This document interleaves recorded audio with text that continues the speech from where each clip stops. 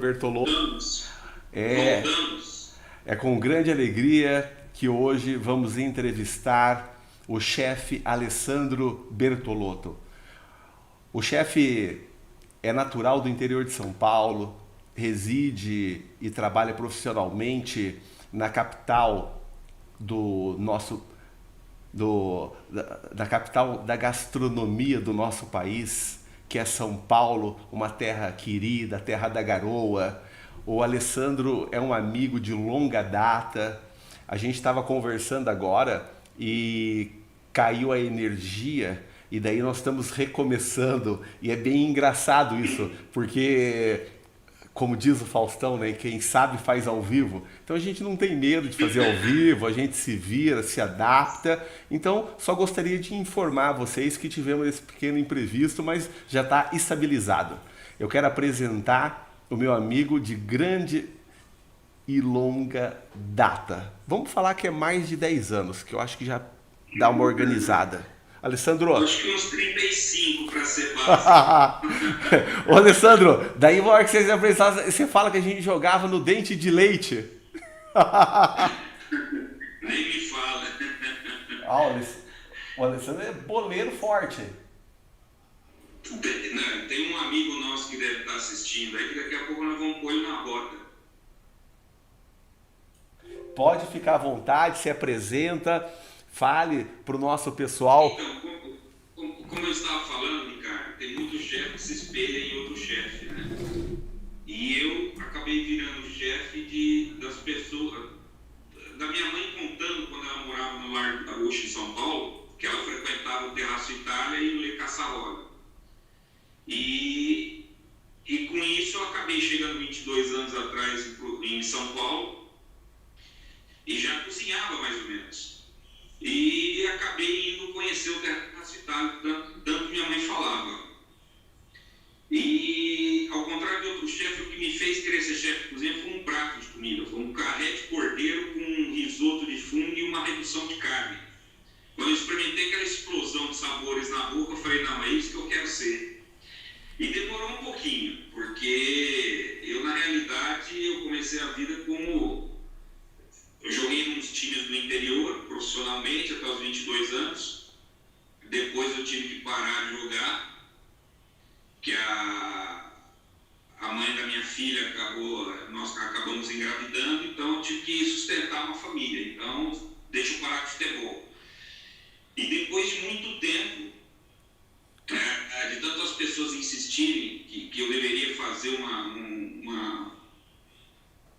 aulas de gastronomia para aperfeiçoar, eu fiz gastronomia numa escola de um chefe italiano renomado, o Giuseppe Gerundino, do qual eu tive um professor francês formado na Cordon Bleu, na França, o Rosny Guedes, e tive um mentor que chama-se Paulo Miani, que trabalhou com Mark Pierre White, que é o Pelé da gastronomia, com Gordon Ramsay, com Paul Bocuse e assim por diante. Então eu tive uma base de gastronomia fora da curva.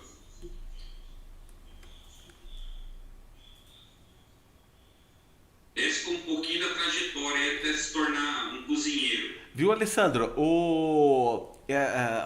Hoje é moda a gastronomia, ela tá como líder de audiência na TV, em TV paga, em tem vários locais aí que é sensacional você ver uma competição de gastronomia.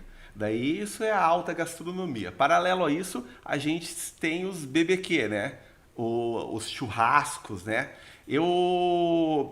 Só fazendo um adendo, eu gosto muito de comer, sabe? Então eu sou um vendido por comida. E por eu adorar muito comer, eu aprendi a cozinhar. Então eu sei fazer alguns pratos. Não sou um chefe, mas dentro da minha casa eu tento fazer o melhor ali. E para os amigos, para a família, sempre tento ali dar uma trabalhada.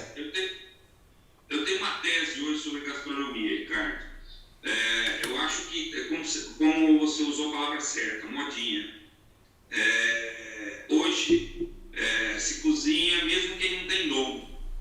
Tenta cozinhar e acaba exacerbando, digamos assim, a gastronomia. Quer fazer coisas que acham que é alta gastronomia, não tem nada a ver com alta gastronomia. Tem um restaurante famoso aqui em São Paulo que tem estrela Michelin, que o cara põe uma saúva no prato, pintado de dourado, um palmito com punha no prato junto e chama de alta gastronomia. Você entendeu? Alta gastronomia para mim é outra coisa. É um clássico muito bem feito. Você entendeu? Você tem aí várias fotos que eu mandei para você que você pediu. Durante a entrevista a gente vai colocando as fotos aí, eu vou explicando os pratos, porque a alta gastronomia é outra coisa. A alta gastronomia é você fazer uma base diferente de você estar num boteco ou num restaurante Michelin, você pode encontrar alta gastronomia. Eu digo que no Veloso aqui em São Paulo, que é um boteco de esquina, que eu vou lá comer uma coxinha, existe alta gastronomia lá. Porque as coisas são tão bem feitas, com ingredientes tão perfeitos, que se torna alta gastronomia. Então a alta gastronomia não é essa coisa que o cara põe fumaça, põe pirotecnia, põe não sei o que. Isso daí não é alta gastronomia para mim. Isso daí para mim é bar e restaurante instagramável. Instagramável. Boa essa. Eu tenho amigos que querem me levar nesses restaurantes e falam, não vou, esquece. Eu sei que não vou gostar, então nem vou. Entendeu? O seu nível de aceitação e paladar é muito acima da média. Total. Viu? Total. O olfato, o olfato de um chefe, ele tem que. E o palato tem que sentir tudo acima do que as outras pessoas que não estudaram sentem, né? Me diz uma coisa, chefe. Seguinte, você deixou uma coisa aqui no ar e eu vou ter que me corrigir aqui porque eu falei que eu cozinho, eu faço as coisas. Daí você deixou, como chefe e autoridade, falou, não, tem que ter dom. Eu sei que eu me viro, entendeu? Mas eu não sou um profissional. Então, eu pego e copio. Então, eu entro na internet, eu vejo um prato, eu copio aquele prato e tento fazer em casa. Então, esse é o meu métier, sabe? Para deixar bem claro aqui. Não quero entrar em outra profissão. Eu vou te contar uma história engraçada. Eu achava que eu cozinhava. Primeira semana de aula, eu percebi que eu não sabia nada de gastronomia. Que 90% das coisas que cozinheiros amadores fazem em casa, 50% é sorte e 50% é cola. Porque muitas vezes a gente não. Quem não cozinha amadoramente em casa, não tem noção das cocções, do monte de detalhe que quem é formado consegue entender. Esse chefe francês que foi meu professor, ele fala, eu quero que vocês saiam daqui, vocês vão cozinhar qualquer coisa, qualquer receita, porque vocês vão saber todos os detalhes que existem dentro da gastronomia. E eu achava que eu cozinhava fantasticamente bem, meus amigos elogiavam minha comida, tudo. Uma semana de aula, eu cheguei à conclusão que eu não sabia cozinhar absolutamente nada. Viu, Alessandro? É muito engraçado isso, né? É muito hilário. Deixa eu te contar uma coisa que eu faço. Muitos que estão nos ouvindo fazem. E eu tenho muitos amigos também. Inclusive, na minha casa, minha mãe também fazia, que era uma grande cozinheira. Você faz um bife na chapa. E daí você tira aquele bife e terminou. Aquela crosta que sobra, eu vejo os chefes fazer todo um preparo para pegar aquele sabor, para fazer um caldo, colocar um vinho, um creme de leite, um tempero. Eu nunca fiz isso. E a gente perde, a gente joga fora. E daí eu falei assim, o chefe... Isso é heresia. Heresia isso. Como que funciona isso?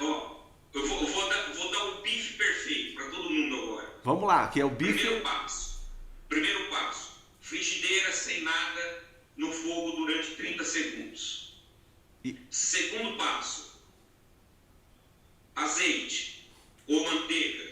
E se colocar manteiga, coloca um pouquinho de azeite para a manteiga não queimar. Pera aí, vai devagar. Terceiro... Calma. Vamos devagar, é que eu tenho que entender para tentar discutir com vocês aí, que eu também faço isso. Então, eu sei que você manja, mas Primeiro eu... passo, 30 segundos a frigideira no fogo sem nada dentro. Independente se é a frigideira de Teflon ou se é a frigideira de alumínio. 30 segundos para esquentar ela.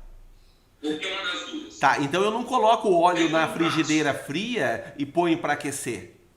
Não. Primeiro a frigideira quente. Eu vou te dar o bife perfeito. Frigideira quente, 30 segundos. Pôs o azeite mais 30 segundos. Aí você põe o bife com todo o carinho do mundo e deixa ele chiar. Não mexe no bife. Ele vai colar, mesmo na frigideira que não é de Teflon, ele vai colar. Deixa ele colar. Ele vai desgrudar sozinho, na hora que estiver pronto. Vira o bife do outro lado, dependendo da grossura do bife, se for 2 dedos, 5 minutos de cada lado. Se for um bife, um fininho, 45 segundos de cada lado. Ele vai formar uma coisa que a gente chama de crosta de Maillard, que é um médico que descobriu que toda a proteína, ela numa determinada temperatura, ela solta o açúcar. E o açúcar que faz aquela crosta no bife gostosa. E depois que você tirar o bife, você pode jogar um creme de leite, você pode jogar um conhaque, você pode jogar um vinho e deglaçar com aquele suco do bife. Porque aquilo para deixar claro, não é sangue. Sangue, quando o animal já foi abatido, já foi embora. Já virou outra coisa. Aquilo que o pessoal fala, nossa, está vermelho, está sangue. Aquilo não é, aquilo é proteína. Certo. Então, essa é o bife ideal. Sim. E como se deve fazer o bife ideal? Viu, Alessandro? Então eu tempero, eu vou fazer o tempero desse bife depois. Então eu coloco o sal, a pimenta, depois ele pronto. Eu ponho sal e pimenta na hora que eu faço a segunda vira dele.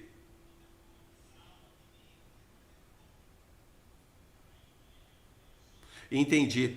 E daí, independente da grossura, então esse é o bife que tem que fazer.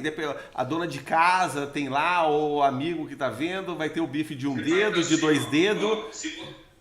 Se você quer mal passado, aqui ó, aperta aqui. Você quer mais passado, esse dedo.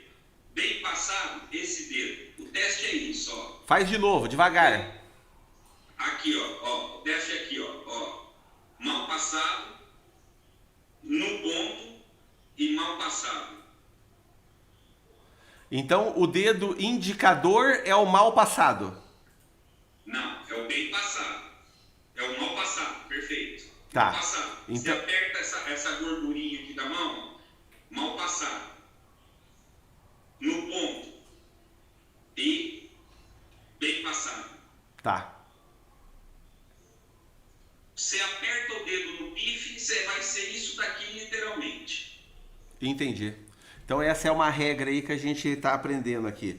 Viu, Alessandro? E qual é o acompanhamento para um bife desse? Ah, isso é viagem. Isso é viagem.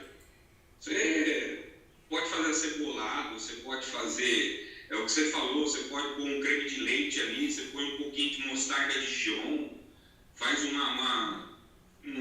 molhinho de mostarda de Dijon com creme de leite naquele fundo que ficou do bife. Você pode tacar um pouco de vinho e deglaçar aquilo lá, e pôr em cima do bife depois, deixar reduzir. Aí você pode viajar. Aí é cada um, o que ele gostar de colocar ali, ele pode pôr. Entendi. Até colocar o bife no meio do pão e colocar aquele molho em cima. Maravilhoso. Só não esquece de colocar um queijinho junto. Boa. Viu? Me fala uma coisa. Eu vou colocar a foto aqui agora de um dos pratos e vamos falar dele para o pessoal tentar fazer em casa, pode ser? Só para deixar claro, todas as fotos que eu te mandei, meu Instagram não tem nada que eu vou num restaurante, tiro foto e coloco. Eu não faço isso. Todos os pratos que estão no meu Instagram fui eu que fiz. Caraca, que bacana, hein? Vamos lá colocar a primeira foto então para você olhar e ver se você consegue identificar. Esse daí eu vou contar a história. Vamos ver. Como eu te disse, Ricardo, não, volta aquela foto, volta ela, deixa eu contar a história desse prato aí. Qual deles? Esse daí. Esse aí, tá, vamos parar isso aí. Esse daí, todo mundo já ouviu falar do Cloître. Não, para lá. Aqui no Brasil. Aquele chefe francês que reside no Rio de Janeiro, tá? Aham. Ele é a terceira geração de grandes chefes da França. Na verdade, o vô dele abriu a Maison Poirot, que fica a 60 quilômetros de Paris. E na década de 60, o pai dele e o tio dele, porque a comida francesa era toda opaca, vinha em quantidades grandes. Esse prato chama-se salmão com azedinha. Esse prato revolucionou a gastronomia mundial na década de 60. A gastronomia, a Nouvelle Cozinha, a nova cozinha. A partir desse prato virou a nova cozinha. Então esse prato aí é extraordinário. E ele tem um detalhe. Ele a partir da hora que ele está pronto, ele tem que ser servido em 10 segundos na mesa, senão o cliente vai comer o prato frio. Caraca! E essa azedinha que tem no prato, nós somos do interior, quando a gente ia no sítio, na fazenda, você lembra que a gente pegava aquelas azedinhas e comia? Lembro. Aquela plantinha de azedinha? É isso daí. Que bacana! Esse prato revolucionou a gastronomia mundial. E como que faz um prato desse que eu vou fazer na minha casa? Depois eu te passo a receita. Não! É simples. É simples. Eu já estou mentalizando, que eu já estou salivando aqui, pô. Pode falar alguma coisa dele aí. Esse é simples. Ele vai martini, bianco, ele vai creme de leite, ele vai... você tem que fazer um caldo de peixe com casca, cabeça de peixe, espinha, um pouco de carne. Então ele é um prato que parece muito simples, mas ele vai algumas técnicas que tem que ser seguida à risca para fazer. Entendi, não é tão simples então fazer em casa. Esquece, eu vou comer no restaurante. Parece simples assim, né? Aham.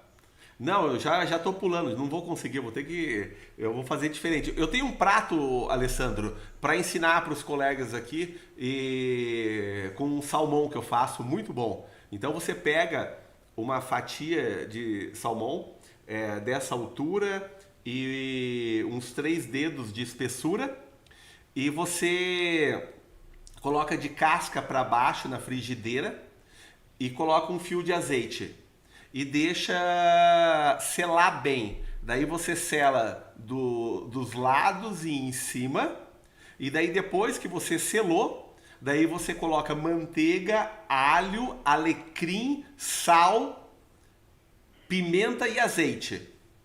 E você... E compre um azeite, eu vou te dar uma dica. Compre da próxima vez um azeite trufado. Ah, boa essa. E joga esse azeite trufado nessa receita que você fez.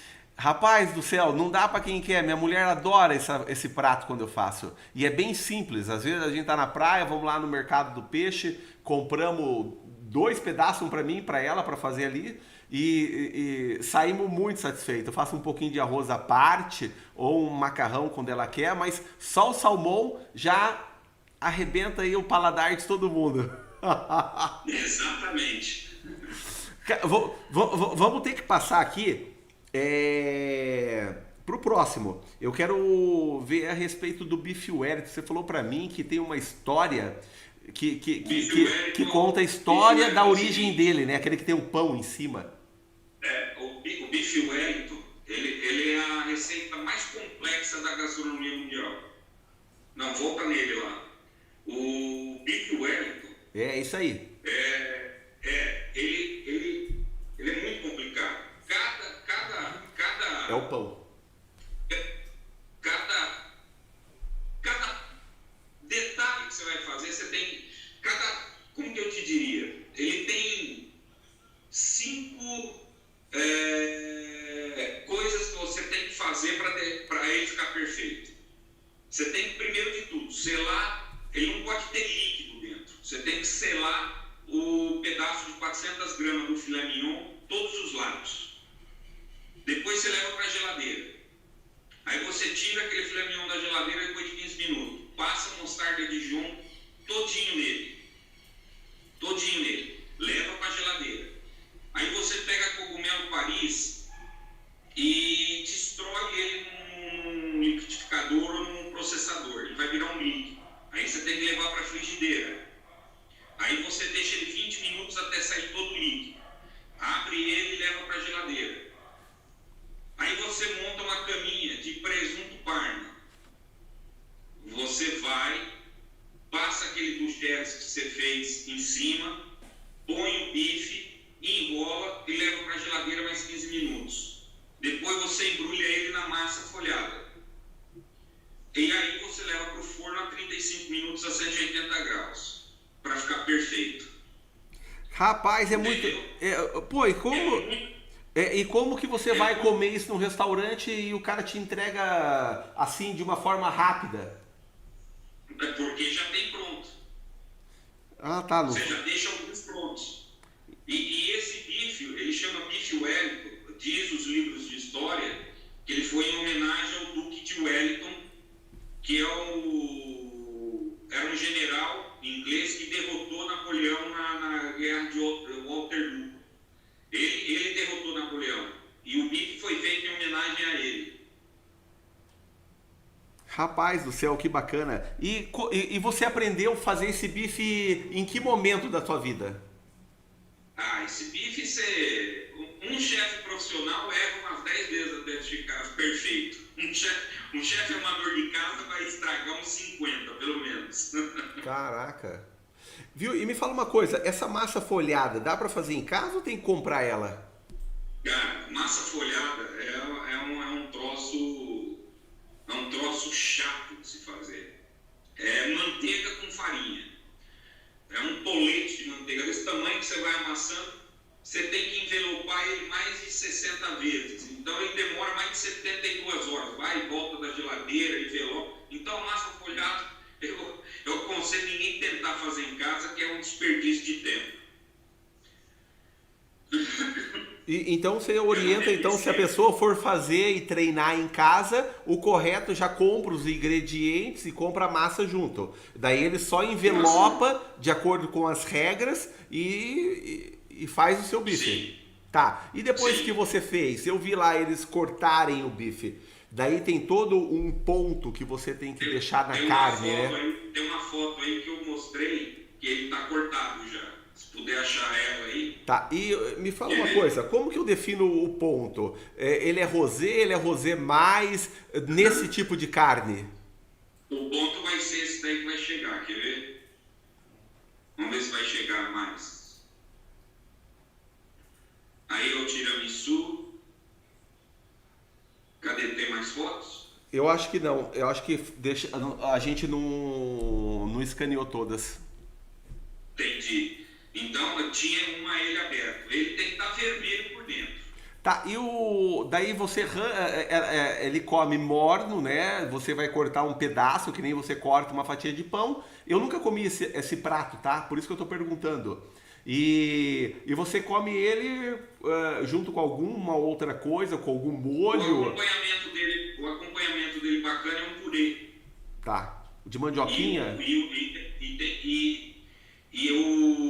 E aonde você selou o bife, você leva um pouco de vinho, um pouco de especiarias e faz uma reduçãozinha ali de vinho para pôr do lado dele também.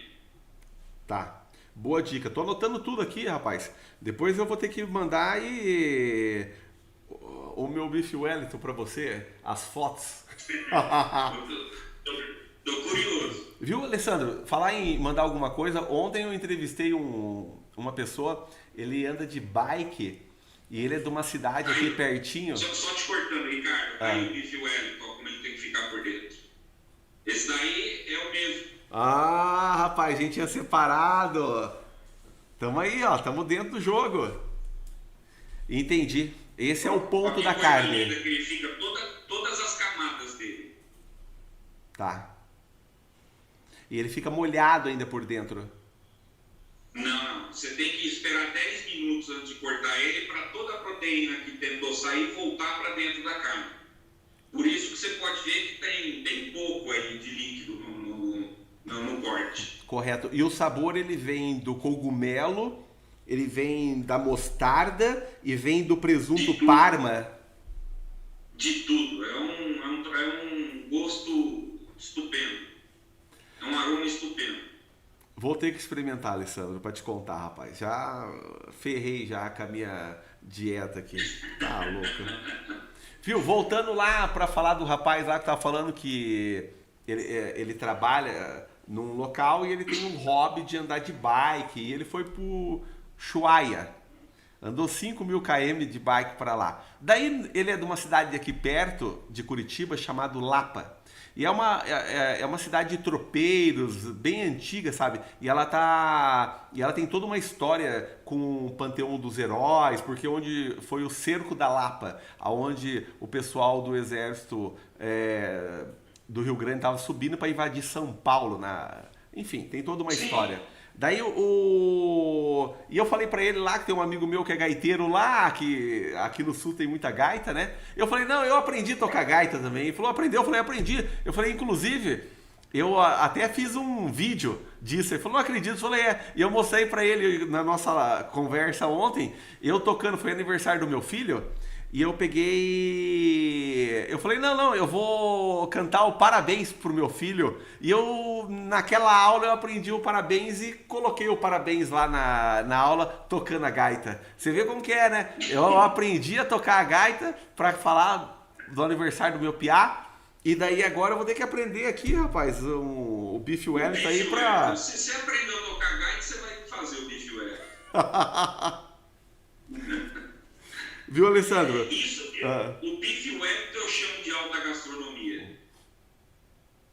Entendi. E você aprendeu ao longo dos anos e você fez muito ele é comum nos restaurantes? Como que é a aceitação dele? Não, é difícil.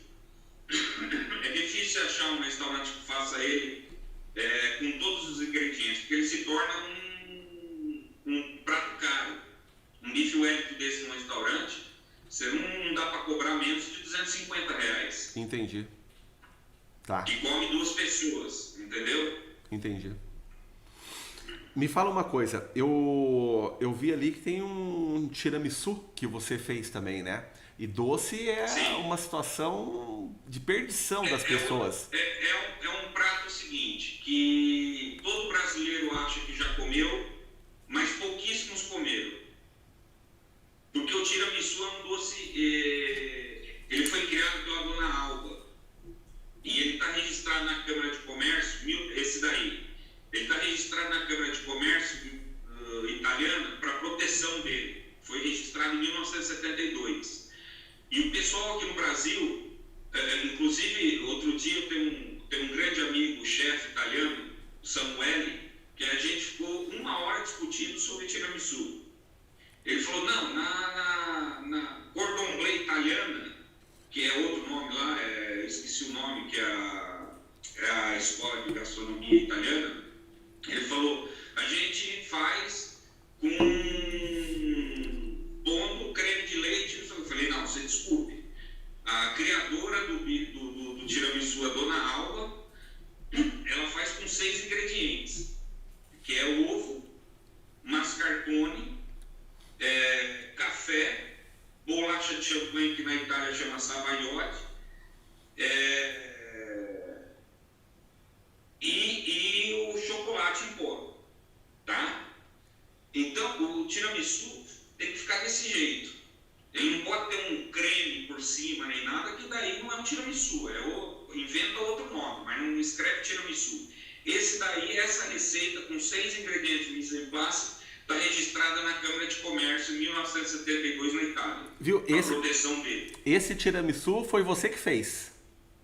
Foi. Esse daí está no livro, que eu fiz 20 clássicos da gastronomia mundial. No livro foi revertido a renda 100% para a filantropia. Ótimo, muito bacana. Vamos falar dele daqui a pouco. Viu? Me fala uma coisa. E se eu quiser fazer o tiramisu na minha casa? Deixa eu aproveitar aí que eu tô conversando aí com o chefe, que é meu amigo ainda. Então vamos aproveitar aí. Como que eu faço o tiramisu em casa? Esse é fácil. Você só tem que comprar um mascarpone, não tipo mascarpone, porque o tipo mascarpone não vai dar certo. Tem algumas casas, supermercados mais sofisticados, um pouquinho, que você acha um mascarpone italiano. Você vai bater um mascarpone com 250 gramas de açúcar até ele virar uma pasta homogênea. Vai dar uns 5 minutos na batedeira. Depois você acrescenta 500 gramas de mascarpone. Começa a bater ele com fouet bem de leve para ele não criar muito oxigênio dentro dele.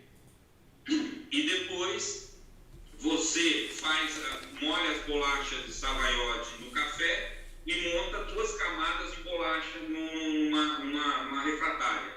Depois você põe aquele creme, mascarpone, ovos e açúcar, e depois na hora de servir você sapeca o chocolate meio amargo nele. Esse é mais simples de ser feito. Rapaz do céu, vou ter que ouvir de novo depois lá para pegar todas as dicas. Deixa eu tirar uma dúvida aqui e uma curiosidade que eu acredito que todo mundo quer saber. Você falou da escola de gastronomia francesa. Daí você falou que tem uma italiana. Então o jovem que está começando aqui no Brasil, ele quer ser chefe. Aonde que ele procura? Ele vai no curso de EAD? Ele vai na... Tem o SENAC, que é uma das melhores escolas de gastronomia do Brasil, é o SENAC, lá de Campos do Jordão, no hotel, que é uma baita escola. E tem algumas outras faculdades que se fazem aqui, e agora tem a Cordon Bleu São Paulo. Só que a Cordon Bleu São Paulo não é o problema, que financeiramente não é para todos. Ok. Você, num curso de formação, você vai gastar uns 80 mil reais. Entendi. Entendeu? Nós estamos falando da maior escola do mundo. Então... De gastronomia.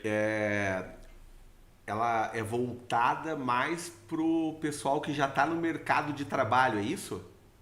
Não. Ela forma cozinheiros. Tá, então ela não... entendi. Então quem está começando, se tiver condição, ele pode entrar nessa escola e ele vai sair como chefe, cozinheiro profissional. Como chefe. E com a marca Cordon Bleu na doma dele. E isso dá uma credibilidade. Fantástico. Isso daí entendeu? Entendi. E como que você vê o mercado hoje? A gente fala de muitos profissionais de várias áreas. Eu vou falar da advocacia, ela está bem saturada, muitos profissionais e tem ainda um mercado grande para ser explorado. E na área da gastronomia, você vê um mercado ainda crescente? Você vê um mar azul, um mar vermelho? Como que você identifica? Também. Tem chefe de cozinha cobrando uma diária de R$250 para fazer um jantar. Está tão saturado que... Entendeu? Entendi, está saturado. Dia, como outra profissão. Teve um buffet que queria que eu fizesse um jantar, eu falei, 2 mil a diária. Você entendeu? A pessoa pegou um outro chefe lá que tinha feito R$650 para 3 jantares. Não. Então, quer dizer, é complicado. Você entendeu? É complicado. Então, eu acredito que esteja no mesmo patamar de outras profissões, né? Vai se destacar e ficar no mercado, bom profissional, e o mercado, ele próprio seleciona, né? A gente fala isso na advocacia. Ele vai selecionando. Sim. Tá. Nesses eventos que você participa, eu vi lá no seu Instagram que teve um evento que você participou com o Serginho Malandro e mais aquela outra. Sim. Não, cozinhei, eu fiz Imprudente. Não, Eu fiz 24. Eu fiz. A TV começou com lá em Prudente. Eu fiz 24 programas para Band Interior lá, com o Douglas Lopes, que é apresentador em Prudente. E ele falou, puta, eu preciso de um chefe para fazer um quadro aqui durante 24 programas. Eu falei, maravilha, vamos fazer. Aí o Serginho é muito meu amigo, o Serginho virou um grande amigo. A vida me trouxe ele de presente. E de uma forma inusitada, porque eu era casado com a Nívia, e um dia ela chegou para mim e falou, minha irmã tá vindo aí com o Serginho Malandro, que ela tá namorando o Serginho Malandro. Eu falei, porra, glu na minha orelha, o dia inteiro, fazendo comida de Páscoa, né? Cara, aí se tornou uma amizade de brother, de irmão mesmo. Eu me separei da Nívia, ele se separou da Luciana, e a nossa amizade continuou e continuou forte. Um dia ele falou, eu tô indo no programa da Daniela Albuquerque e preciso de um chefe para cozinhar pra gente lá, não sei o que, fazer uma brincadeira. Eu falei, tá bom, vamos lá. Tem até a foto aí, eu acho que mandei a foto aí também, eu, ele e ela, depois que terminou o programa. Então ele me convidou para fazer uma participação no programa dela como chefe de cozinha. E como que foi lá? Você pode contar pra gente entender? Eu acabei não vendo o programa, mas e qual foi a experiência de cozinhar num programa? Foi ao vivo? Foi, não, vivo não, gravado o programa dela, essa foto aí, exatamente. Foi gravado o programa. O Serginho entrava na cozinha, começou a fazer lá um monte de pataquada, daí ele falou, eu trouxe um chefe amigo meu para cozinhar. Aí fiz lá um omelete, uma outra receita lá, e engraçado que ela experimentou, ela achou que ia ser um troço qualquer, eu fiz um baita omelete com cogumelos, o caramba 4. Aí ela olhou pra minha cara e falou assim, você já pode casar.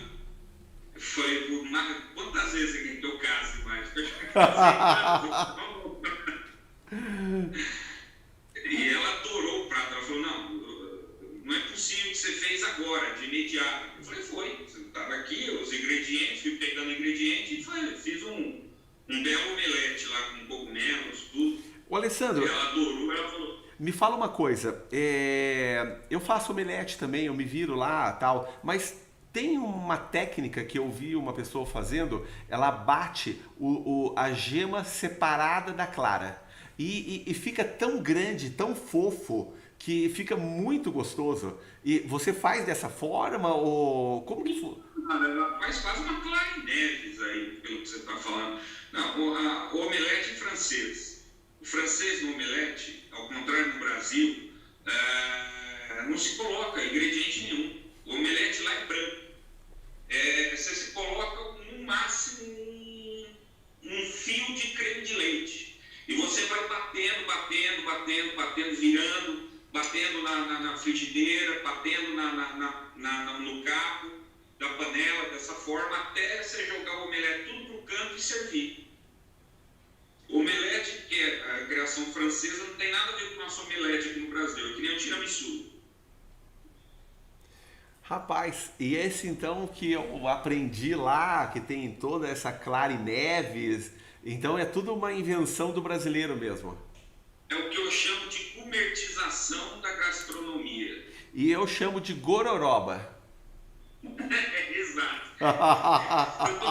Eu só falo um termo mais bonito. O meu filho, na época ele estava fazendo cursinho, né? Ele morava aqui com a gente e tal, e tinha que fazer comida. Às vezes eu me virava, porque a gente saía para trabalhar e voltava, aquele rolo danado. Eu falei assim, não, vamos fazer uma gororoba rapidinho aqui e daí a gente já se vira. Daí ele aprendeu, ele falou assim, pai, a gente se vira, né? E o Piá aprendeu a se virar com as gororoba. Pega um pouquinho daqui, um pouquinho daqui, um restinho de ontem, mais o de hoje, e você dá adaptada. Os pratos mais clássicos da cidade de São Paulo é o viradinho paulista, que vai tudo sobra da geladeira. Boa! E como que faz esse viradinha paulista? Ah, você junta arroz, feijão, carne moída, viradinho paulista, vai um ovo em cima, vai um pedaço de bife. É o que você falou, uma gororoba. Ô Alessandro, você falou de comida paulista, né? Sempre que eu vou a São Paulo, rapaz, eu tenho uma necessidade de ir naquele mercado municipal para comer lá o bacalhau, o pastel de bacalhau e o pão com mortandela. Rapaz, não, sabe, é uma marca, né? Mas e a vontade, e é uma refeição tão bom que é, né? Eu sou suspeito do Mercadão. Mercadão, eu tenho uma banca lá que fornece coisas para mim, chama Banca do Ramon. Eu prefiro pedir do que ir lá, porque se eu vou lá, eu acabo tomando 2 garrafas de vinho, sentado ali num barril que ele tem lá de mesa. Já peço para fatiar um Ramon ibérico lá. Eu não posso ir lá, porque senão vai 2 garrafinhas de vinho no mínimo. Viu, Alessandro? Você não volta para trabalhar. Não, não volta. Boa, boa saber disso. Já tem que levar um engove junto.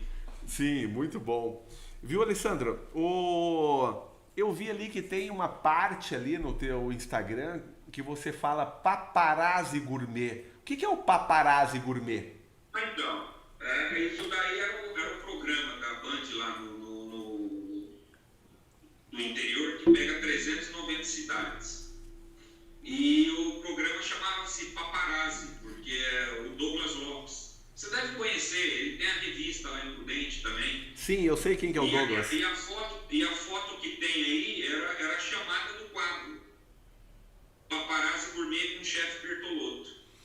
Entendi. E foi legal essa experiência? Como que. O que você. Fantástico. Ensinei vários clássicos da gastronomia mundial e ensinei coisas que as pessoas, ingredientes que a pessoa acha em qualquer lugar e consegue fazer. Porque não adianta eu querer. Por exemplo, esse mesmo programa um dia me chamou para fazer uma ceia de Natal diferente. Aí eu dei a ideia do bife Wellington, só que depois eu me arrependi, porque o bife Wellington é um troço que eu fiz o passo a passo, mas tem coisas que você não acha, entendeu? Alessandro, eu lembrei de uma coisa aqui agora, cara, você não vai acreditar. Eu me lembro que você fez o programa lá e um dos programas eu assisti. E eu peguei a tua receita e repliquei ela em casa e deu certo. Eu vou te falar, eu não lembro o nome. É um arroz com camarão. Como que é o nome? Essa receita era de um restaurante francês aqui em São Paulo chamado La Paillote. É um camarão à provençal com arroz. A provençal, rapá! É isso aí, camarão à provençal com arroz. Rapaz, eu fiz esse prato, acertei, não deu pra quem quis. Agora é o seguinte, vamos falar dele, que eu quero lembrar a receita. Eu lembro que eu comi, lembro que eu vi você, e agora você falando, eu falei assim, cara, lembrei do prato. Eu lembro que você sela o camarão, vai manteiga. Como que faz o prato? Vamos. O detalhe desse prato é não deixar o alho queimar. O detalhe é não deixar o óleo queimar. Você vai lá, você faz um arroz normal. Arroz, para quem tem dificuldade de fazer, 1 xícara de arroz, 2 xícaras de água fervendo. Põe lá fritada. Põe o arroz, deixa ele translúcido. Põe as 2 xícaras de água e deixa por 15 minutos que você vai ter um arroz perfeito soltinho. Aí o camarão, você sela ele na manteiga e essa manteiga você reserva. Aí você põe mais um pouco de manteiga, tira os camarões. Viu? Você põe mais um pouco de manteiga com bastante água. A hora que o alho estiver começando a querer escurecer, você tira o alho do fogo, volta a manteiga, volta a manteiga que já está aromatizada, volta o camarão, volta o arroz e volta o alho e mistura tudo. Esse prato era o maior sucesso no restaurante La Paillote ali no Ipiranga, um restaurante francês. Que é a receita original do La Paillote. Eu lembro lembro que em uma das suas Obrigado, Alessandro, por lembrar desse prato. Eu vou fazer ele de novo. Eu gostei muito. E eu não lembrava qual era a técnica. Agora você falando, eu lembrei. Eu tenho uma memória aqui que você falou que você trabalhou num restaurante bem tradicional, ou que você conheceu o chefe, e era um dos restaurantes mais antigos que tinha de São Paulo. Você tem uma história parecida nisso aí, né? Do chefe, não, nunca trabalhei em restaurante. Eu faço eventos. Não, não. E agora, Ou você... agora o ano que vem eu tô focando num local aqui para abrir o primeiro. Deve ter novidade até fevereiro. Opa! Agora, chefe, que eu fui no local, eu tenho vários amigos chefes. Será que é o Serginho Miyagi, do Ruto, que tem uma estrela Michelin? Eu não me lembro. Eu lembro que você falou do prato que tinha lá, que era um prato clássico, e depois fechou o local. Pode ser aquele um que você falou, que a sua mãe foi na década de 60. Não. É o Levan, que eu comia um confit de pato. O Levan é um restaurante francês. Esse mesmo. Bastante tempo e Que ele fechou. Isso mesmo. Você comeu não sei o que de pato lá, que eu não sei o que que é. É um confit. Demora 24 horas para ficar pronto. E explique pra nós o que que é isso. A única coisa de pato que eu sei... É a coxa do pato que você... Confitar, o que é o confitar? O confitar é você demorar 4 horas com a própria banha, a própria gordura do pato, você dilui ela vira um óleo, ela vira um líquido. O confitar é você deixar 4 horas as coxas do pato dentro daquele óleo, só que você não pode deixar o óleo borbulhar. Você tem que conseguir pôr o dedo e segurar, contar até 3 segundos com o dedo dentro Da banha. Da banha. E fica 4 horas confitando. Então ele vai ficar cozinhando ali em banho-maria muito lento. É uma cocção muito lenta. Entendeu? Aquilo sai do osso depois. Esse é o confitar. Isso chama-se confitar. E o tempero que vai num prato desse? Aí vai um monte, vai desde pimenta de cheiro, vai alecrim, ervas, louro, vai tudo naquele... Tanto é que depois eu coo aquela banha, aquela gordura do pato e guardo num pote na geladeira, porque eu frito bife naquilo depois, eu frito até ovo naquilo depois, porque o gosto é simplesmente espetacular. Caraca, eu nem tinha pensado que dava pra guardar essas coisas. Guarda, esse tipo de coisa você peneira, tira lá os ingredientes que tem lá, põe numa refratária e vai usando aquela gordura depois.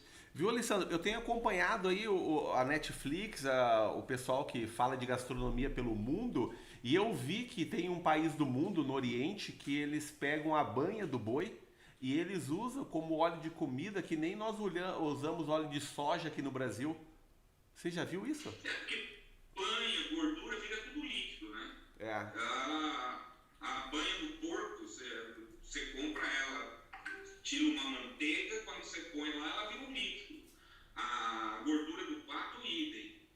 Eu não vi isso daí, mas com certeza deve ser a gordura do animal. Sim, e bem interessante, sabe? Você vai vendo a gastronomia pelo mundo e as regiões, os hábitos, o que eles comem, e é normal para eles, né? O dia a dia lá. Enfim, como a gente gosta de comer, você tá em casa... Tem uma coisa que o europeu gosta muito de comer, que é carne de cavalo. E o maior importador de carne de cavalo do mundo fica no Rio Grande do Sul.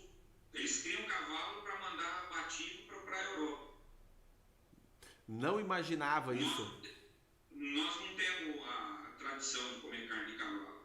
E você já experimentou? Não. Eu também não experimentei, também não tenho vontade também.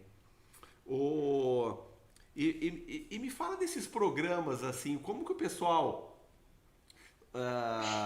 tem aceito aí, o pessoal da tua área? Você já foi chamado? Eu vejo aí o MasterChef, o chefe não sei o quê, o da Globo, tem vários tipos de programas aí. Como que você tem visto isso?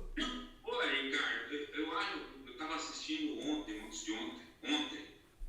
Masterchef profissional, me irritou muito. Um profissional de cozinha que se diz profissional, perguntar para o chefe que está lá na frente, sendo o juiz dele, perguntando quando que a panela de pressão está pressando. Ou se não pegar um abridor e não saber como que, um abridor um pouco mais moderno, não saber como usa. Ou ir mais longe ainda, tentar fazer uma espuma no sifão e não sabe usar o sifão. Um profissional não pode... para mim foi um cúmulo do absurdo isso daí. Você sabe que Você entendeu? Então eu vejo esses programas aí meio que um mico. O cara que vai para lá meio mico. Eu vi ontem o Masterchef também, Alessandro, e eu vi lá que eles tiraram um participante, ele é do Oriente, porque ele usou a água da cebola para fazer um prato. E ele falou que era normal lá na terra dele e o pessoal criticou. Enfim, só dando um exemplo Não, aqui, né? O cara tem que ver que está no programa de TV, mas ele fez muito mal feito. A água de cebola junto com tomate é uma coisa que estava claro que ia dar porcaria.